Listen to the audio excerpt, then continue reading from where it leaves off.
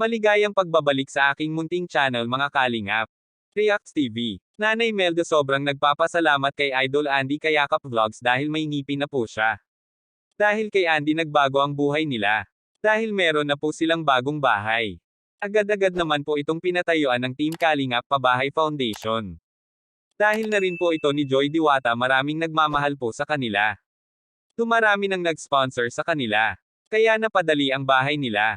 Isa na po si Sir June A ang nagbigay po ng laptop kay Diwata Joy.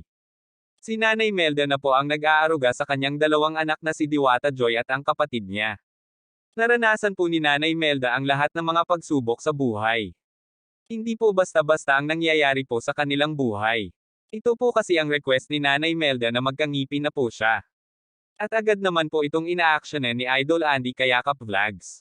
Nagpapasalamat si Nanay Melda sa lahat ng tumulong sa kanilang pamilya.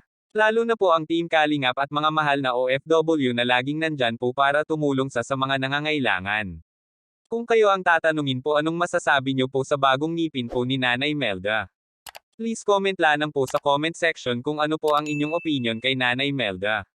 Hanggang dito lang po muna ang ating Reacts TV update ngayong araw mga kalingap. Ingat kayo lagi, God bless us all.